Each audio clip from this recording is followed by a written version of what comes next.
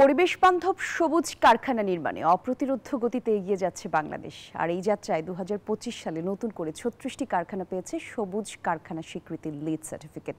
উদ্যোক্তারা বলছেন, টেকসই শিল্প গড়তে প্রতিনিয়ত বিনিয়োগ করছেন তারা। তবে পণ্যের দাম নিয়ে ক্রেতাদের গড়িমসির কারণে বাড়তি ব্যয় পুষিয়ে নিতে চ্যালেঞ্জের মুখে পড়তে হচ্ছে তাদের। বিস্তারিত জানাচ্ছেন মরিয়ম আজিজ মৌরিন।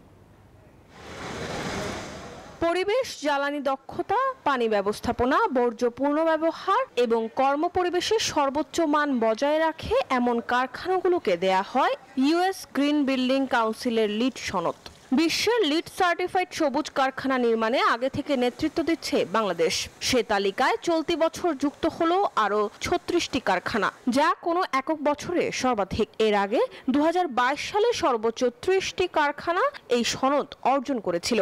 পরিবেশ বান্ধব কারখানাটা এখন জনপ্রিয় এবং একই সাথে এটা একটা রিকোয়ারমেন্ট হয়ে উঠছে আস্তে আস্তে করে। ভবিষ্যতে এটা অনেক স্ট্রিক্ট রিকোয়ারমেন্টে যাবে।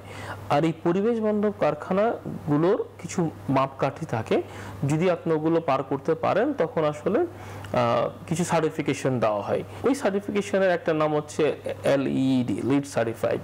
এই বছর 22টি কারখানা পেয়েছে প্লাটিনাম সনদ। সব মিলিয়ে এখন পর্যন্ত মোট 268টি প্রতিষ্ঠান পেয়েছে সবুজ কারখানার স্বীকৃতি। বিশ্বের প্রথম 100টি সবুজ কারখানার 68টি এখন বাংলাদেশে। রপ্তানি বাজারে প্রতিযোগিতায় এগিয়ে থাকতে টেকসই শিল্পায়নের এই ধারা বাংলাদেশের জন্য ইতিবাচক।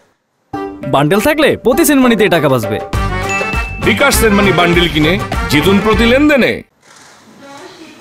তবে এই সাফল্যের পাশাপাশি রয়ে গেছে কিছু চ্যালেঞ্জও। শিল্পোদ্যোক্তারা বলছেন, পরিবেশ বান্ধব যন্ত্রপাতি ও প্রযুক্তি ব্যবহার যেমন উৎপাদন খরচ বাড়ায়, তেমনি কাঁচামালের ঘাটতিও বড় প্রতিবন্ধকতা তৈরি করে।